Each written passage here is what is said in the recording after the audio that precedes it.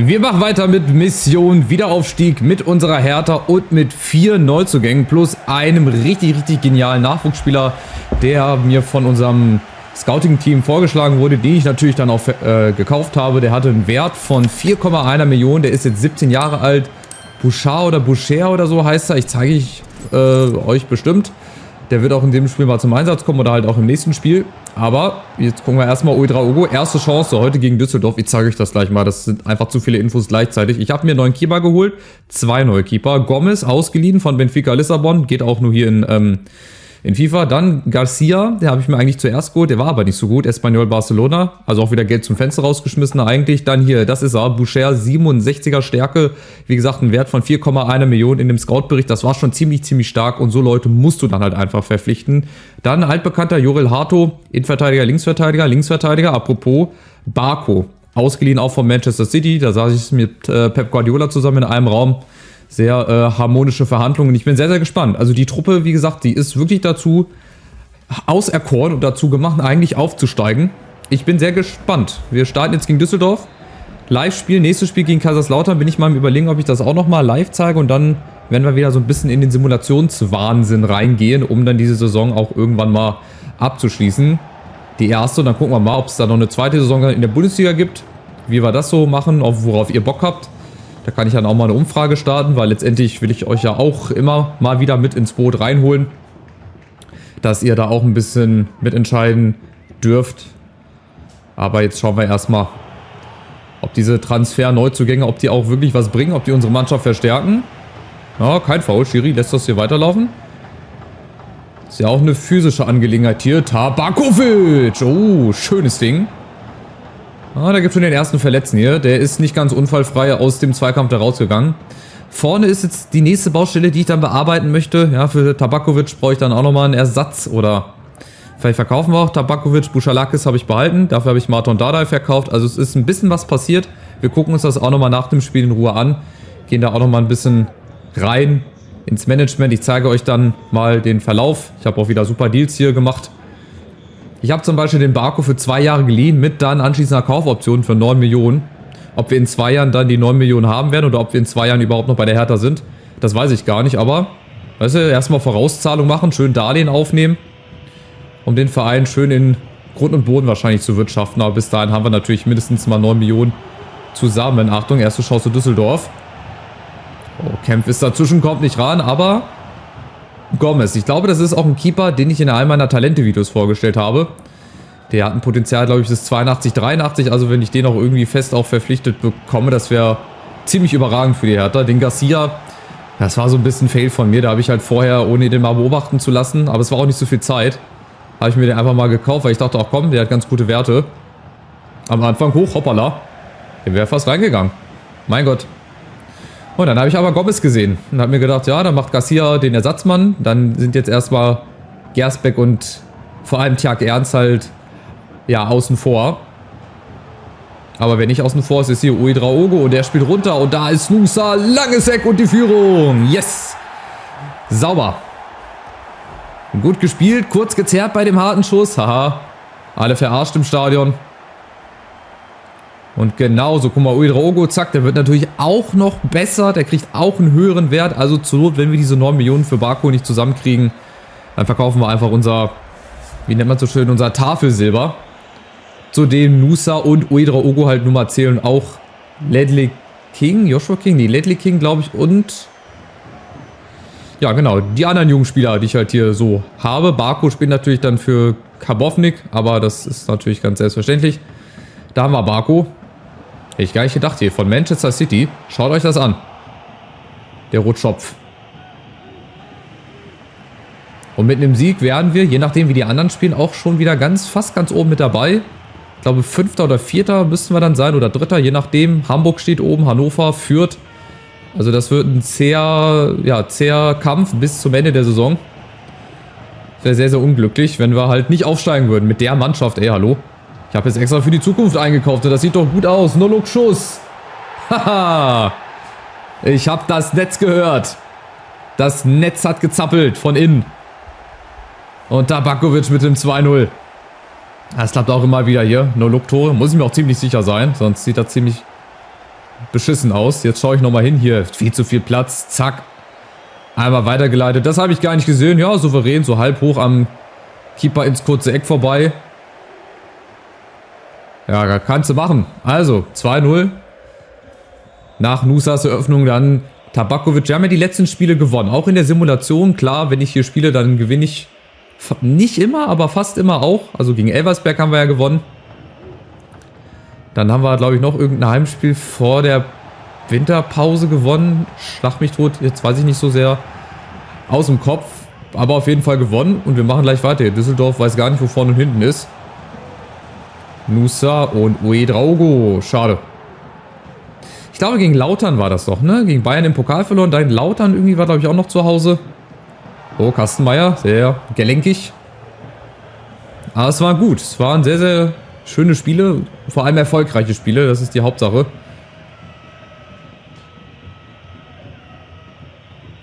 Und von daher macht mir auch diese Karriere natürlich neben der Eintracht-Karriere, die primär auf meinem Kanal erscheinen wird, natürlich ja ebenfalls viel Spaß, weil es halt mal was anderes ist, ne? Mit so einem Zweitligisten hier. Das ja, hat auch noch mal was. Und von daher, wie gesagt, wenn es euch gefällt, dann bleibe ich da auch gerne am Ball dran.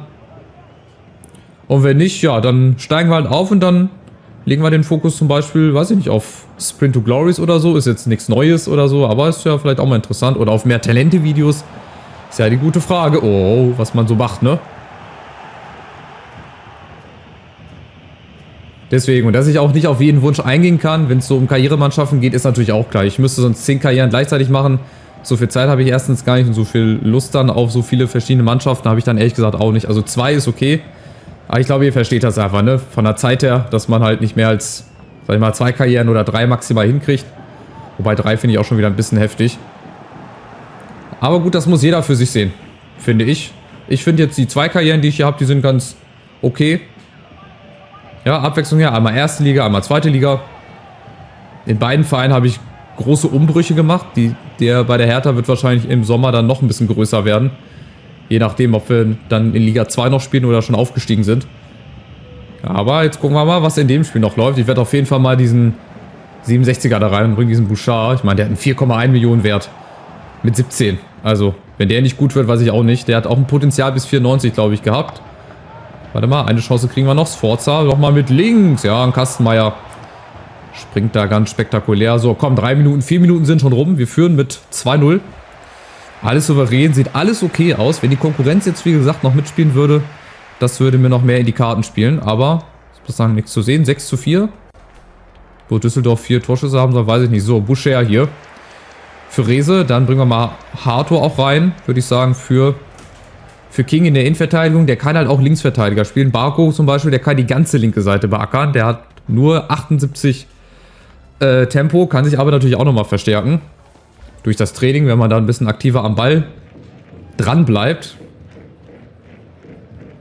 Also es steckt auch in dieser Mannschaft sehr, sehr viel Potenzial drin, sehr, sehr viel Spielraum, weil wir halt so vom Transferwert und vom Budget her auch mit zu den Besten gehören in der Liga. Neben Schalke, Hamburg würde ich mal sagen.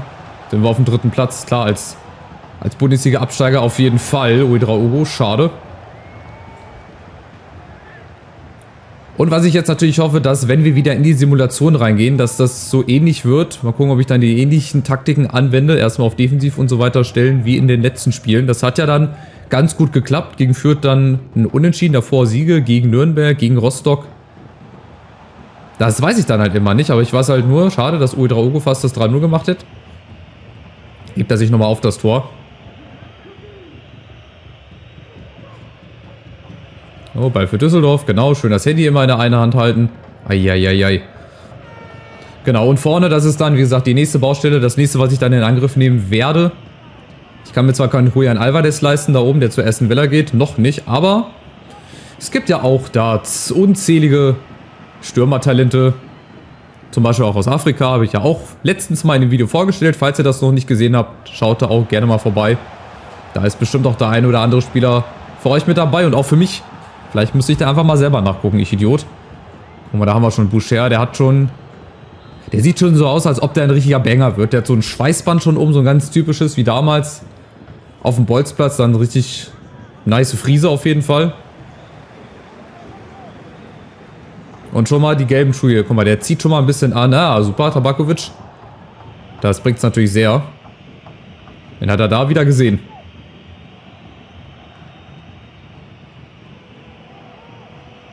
So, Ball nach vorne, da ist Klaus. So, Botka, Achtung, aufgepasst. Jetzt könnte es das 2-1 geben, aber Verteidigung ist da. Barco steht auch mittendrin. Schaut dabei. Und jetzt mal gucken, Boucher, was der so macht. Ja, ist schon mal schnell. Die anderen kommen nicht hinterher. Okay, lassen schon mal ab. Vorne ist Forza, wenn er den reinkriegt. Ah, nee, gut. Da warte ich halt immer drauf, dass der Verteidiger stehen bleibt. Aber dann ist es halt abseits. Aber auch da, durch die Scouts machen wir dann auch natürlich Gewinn mit den Spielern. Weil wir die eigentlich für wenig Geld verpflichten. Dann in die Jugendmannschaft rein und dann müssen die sich nur noch entwickeln. Dann müssen sie reifen.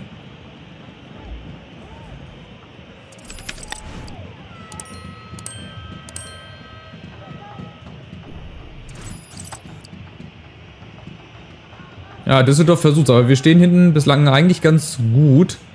Die 6 hat auf jeden Fall Bouchalakis, der halt immer noch da ist, den ich halt noch nicht verkauft habe, weil ich mir jetzt halt erstmal ein paar andere geholt habe. Von daher darf Bouchalakis vielleicht noch bleiben. Ich habe ja gedacht, dass ich zu wenig Geld habe, aber ich hatte 8 Millionen. Ich hatte erst gedacht, wir haben nur noch 2 oder 3 Millionen, von daher hätte ich mir dann auch niemanden mehr holen können. Außer halt über eine Leihe.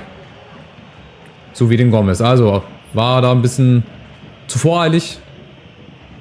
War alle Aufregung umsonst. So, Sforza, zack, auch. Der ist auch so unscheinbar. Der ist so klein, so... Wie habe ich am Anfang gesagt, so ein Santiago Ascasibar-Verschnitt, ne? Hieß der so. Von Stuttgart und von Hertha dann auch ein kleines... Ja, würde ich schon sagen, Dreckschwein manchmal. Ein Kämpfer im Mittelfeld, so einen brauchst du immer. Ja, also ist jetzt nicht böse gemeint, aber ihr wisst, was ich meine. Und dazu hat er noch einen guten Außenrissschuss. Ja, Kastenmeier. Der muss auch was aus dem Kasten haben, der Meier hier. So, Eckball durch Kenny, da ist Boucher, ja, und Tabakovic. Nickt ein zum 3-0. Und zur Entscheidung. Heung-min Son ist auch stolz drauf, wenn er das sieht. Ja, das war ein easy Goal. Würde ich sagen. Guck mal, das war ein bisschen unglücklich, da stolpern sie übereinander. Den kann man auch festhalten, ganz ehrlich. Der war jetzt auch nicht so überragend geköpft. Aber gut, in so einem Spiel und in so einer Phase... Oh, war das Handspiel?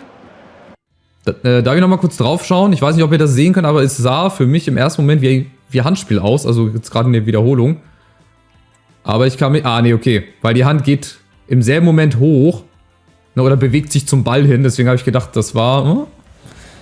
Aber dann hätte er das abgepfiffen, natürlich. Natürlich. Weil EA macht keine Fehler. EA sieht auch jedes Abseits und pfeift auch immer auf Elfmeter. Weil jede Berührung im Strafraum ist auch gleichzeitig immer ein Foul. Auf jeden Fall. So, und wir tun was fürs Torfeld. Also wir gewinnen nicht nur weiter, wir sammeln nicht nur Punkte. 15 Tore hat Tabakovic schon. Okay. Das ist auch so ein unscheinbarer. Der hat aber mehr Tore in der Simulation geschossen, bin ich der Meinung. Zack, Sforza und jetzt hopp. Gönn dir dein Tor nochmal. Gegen alles Sforza. Jawoll. 4-0. Da kommt mal der ganze Frust raus. Auch er, obwohl er mit dem anderen Fuß geschossen hat, holt sich nochmal einen Krampf ab. Da in der Hüfte. Ja, und man sieht, also in der zweiten Liga, das ist wirklich so beim Gameplay, wenn man das spielt, da mache ich jetzt auch, ja, kein Geheimnis draus, dass viele Mannschaften einfach hinten in der Verteidigung total schlecht sind. Und wenn du da nur 2, 3 gute vorne drin hast, die so ein bisschen Potenzial haben, die ein bisschen gerade auslaufen können, dann sieht das halt so aus, wie es aussieht. Aber wir haben uns auch gegen Elversberg zum Beispiel richtig schwer getan. Wir haben zwar dann 3-0 schon geführt, dann sind sie aber nochmal auf 3-2 rangekommen. Gegen Lautern da haben wir uns so ganz leicht mal abgekrepelt und jetzt gegen Düsseldorf scheinen wir uns so ein bisschen den Frust von der Seele zu schießen. Boucher mit dem Premierentor. Die ersten 85 Profi-Minuten und ich sage ja, der sieht schon aus wie ein Banger. Der hat noch so einen geilen Ziegenbart, so wie sein Trainer.